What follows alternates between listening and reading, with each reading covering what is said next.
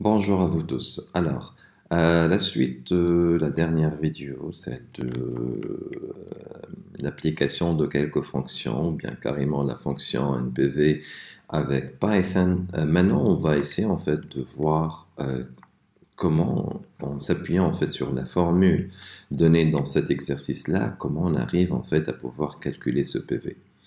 Euh, donc le MPV, c'est la vanne. Donc là, en Excel, on arrive en fait à la voir. La vanne, en fait, c'est que là, on a fait une petite formule où le rate, il est localisé au niveau en fait donc de la cellule A1, d'accord. Donc c'est le 0035. Puis je calcule en fait toutes ces valeurs-là et puis j'ajouterai la valeur en fait de la première en fait de B1, la première déposite qui a été faite lors de la première année. Et je fais en fait le calcul et tout ce qu'on a pu en fait avoir, donc c'est la valeur en fait estimée. Voilà. Euh, donc après, ce que je vais en fait, je vais essayer en fait de faire, c'est de programmer ça avec Python. En essayant en fait de comprendre déjà l'exercice. Alors, supposons là qu'on va investir 100 dollars et donc aujourd'hui et 30 dollars. Donc là, la valeur négative, d'accord, 100 dollars et puis 30 dollars donc l'année d'après. Et puis, the future cash inflow, donc le cash flow, là, la deuxième année, ça va être 2, 10, 3, 4, 40 plutôt, ainsi de suite, jusqu'à la sixième année, en fait, on aura, ou bien la cinquième année, on commencera en fait à partir de zéro, donc on aura en fait 20 dollars at the end of each year for the next 5 years. On va calculer en fait le NPV en s'appuyant en fait sur un rate de 3,5 et la formule en fait donc donnée dans cet exercice, donc là le PV n'est autre que le future value, le FV, divisé sur 1 plus la période, donc bien plutôt le rate, R is the period discount rate, donc le R, le taux en fait à la puissance en fait le nombre d'années à la puissance n. On va essayer en fait de la faire de deux formules, de deux façons plutôt, et on essaiera en fait de faire appel en fait à ce cash flow. Ok, donc on commence notre exercice. Alors on va faire appel en fait à une fonction qu'on va l'appeler function. Donc là, function en fait, elle aura deux paramètres. Donc le rate et le cash flow. D'accord? Donc le cash flow.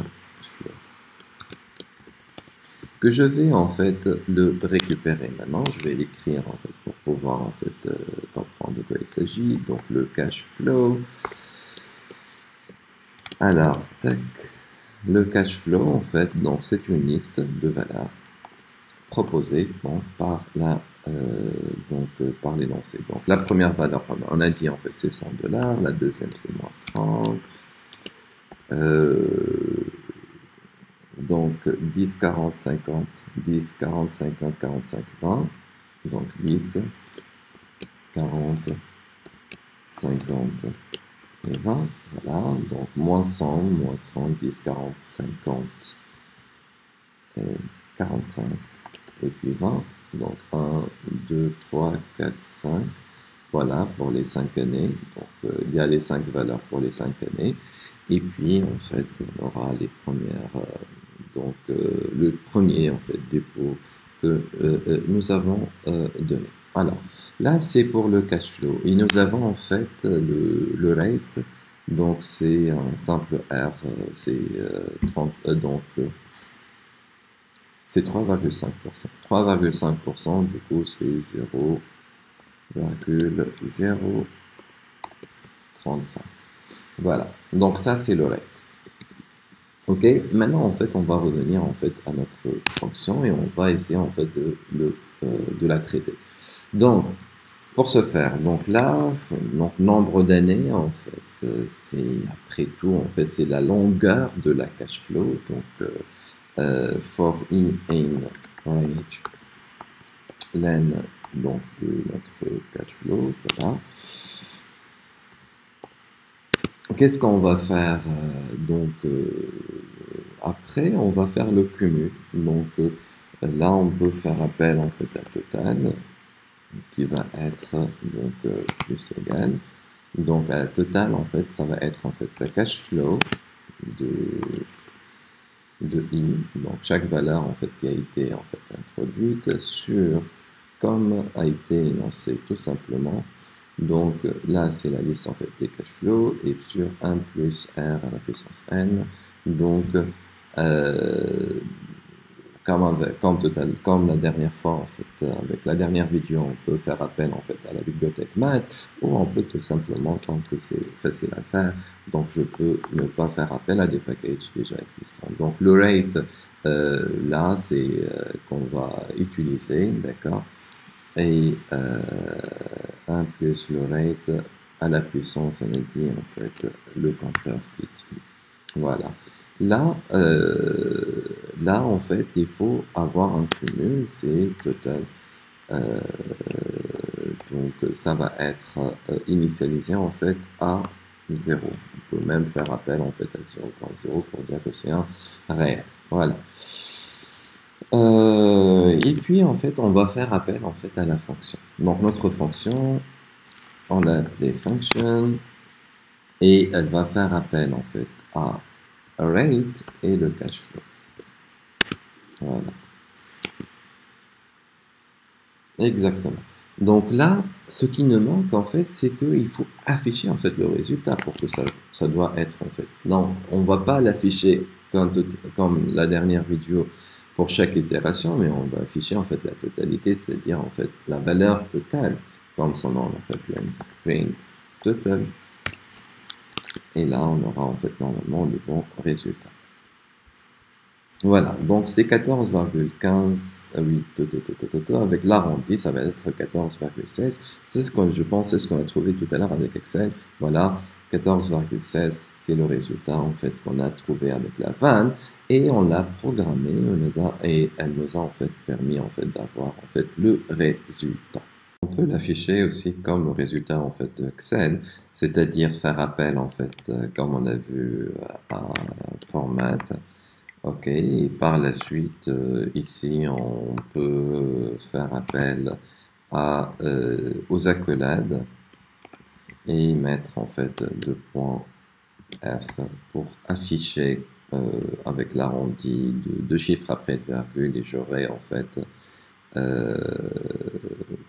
donc j'aurai en fait le résultat comme je voulais en fait l'avoir avec 14,16. Voilà. Donc après, peut-être une autre version pourrait être utilisée. Bon, j'aimerais bien en fait, parce qu'on aura besoin dans les futures vidéos, en fait, celle de enumerate. Enumerate, en fait, c'est quoi? Bon, comment on arrive en fait à pouvoir utiliser? Je vais prendre en fait un exemple simple. Je vais prendre une liste qui est composée de valeurs.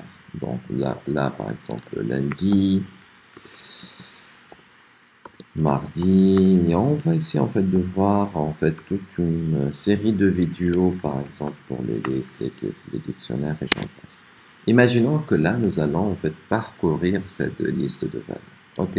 Donc, for i value in enumerate, donc x. Qu'est-ce qu'elle va afficher en fait cette liste-là, ce résultat-là?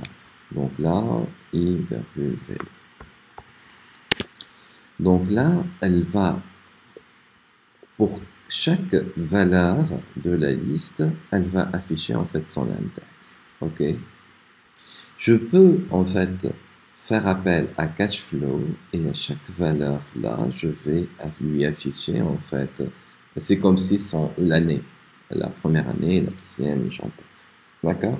Pour ne pas faire appel en fait à, là c'est c'est kiff, mais bon, c'est une autre version. On applique l'enumerate à cet exercice. Alors, donc,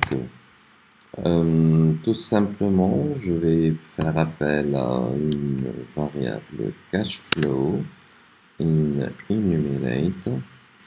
Voilà, j'élimine le len. Là, ça va être comme si on fait un couple I cash flow. I, ça va être l'année, l'indice de l'élément, et le cash flow, ça va être le contenu, le L de I, par exemple, le L de cash flow, ou plutôt le cash flow de I.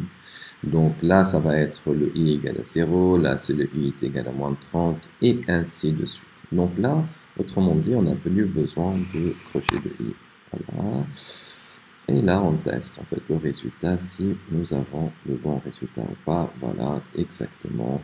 Donc, notre résultat est bon et là, il satisfait ce qu'on a voulu en fait, par exemple, avoir. Voilà.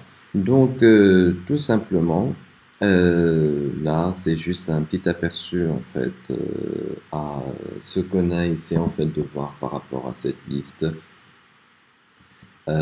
Qu'on l'a traité et qui fait appel en fait à la finance.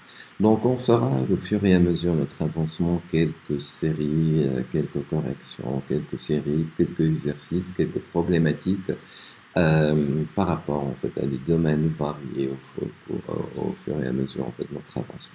Merci pour votre attention et à la prochaine.